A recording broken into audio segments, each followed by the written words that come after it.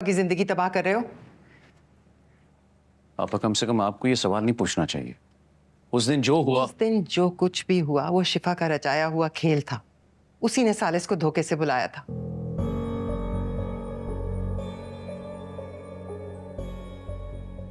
और तुम सदियों के कानों के कच्चे यकीन कर बैठे। कब समझोगे उस्मान, ये तलाक, ये खुला, ये मजाक नहीं है। तुमने जल्दबाजी में हमेशा गलत फैसला किया है। पापा इस मसले से आप सालिस को बरी नहीं कर सकती। क्यों नहीं कर सकती? ये देखो, ये देखो, वफा के फोन से किया गया मैसेज जो बाद में डिलीट भी कर दिया गया था। उस वक्त तुमने तहरीन की बातों में आकर हव्वा को अपनी जिंदगी से अलग किया, और आज तुम शिफा की बातों में आकर वफा और सालिस को अलग कर रहे हो। तुम्हें समझ नहीं आ रही? तुम हमेशा गलत फैसला करते हो।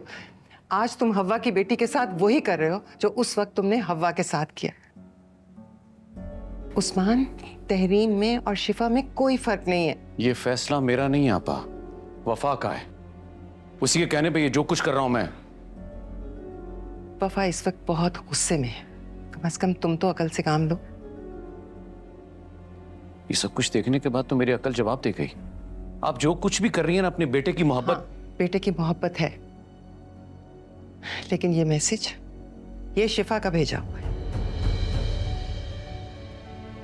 मुझे नहीं मालूम आपा, आप कब तक अपने बेटे के पीछे खड़ी उसी गलतियों पर यूं पर्दा डालती रहेंगी। पछताओगे उस्मान, बहुत पछताओगे। अब तक मैं खामोश थी अपनायत की वजह से, लेकिन अब मैं खामोश नहीं रह सकती। रजा, मैंने बताया नहीं, लेकिन शिफा उस दिन हमारे घर आई थी।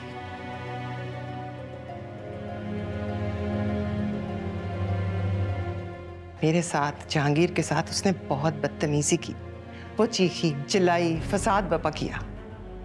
उसने फोर्स किया सालिस को कि वो वफा को तलाक दे दे। ये बात मैं पी गई थी, लेकिन अब मैं चुप नहीं रह सकती।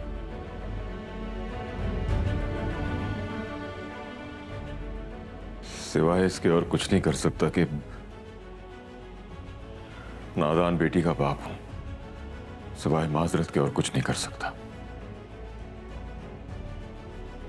मैं मुजरिम हूं क्योंकि वो मेरी बेटी है। उसने इतना सब कुछ कर दिया, फिर भी उसे खत्म नहीं कर सकता। मैं मेरे वजूद का हिस्सा है।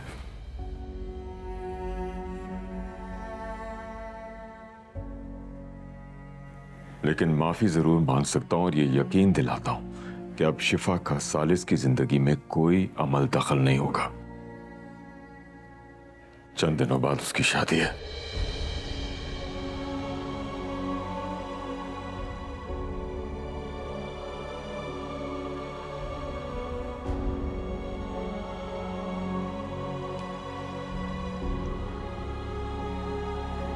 Llorando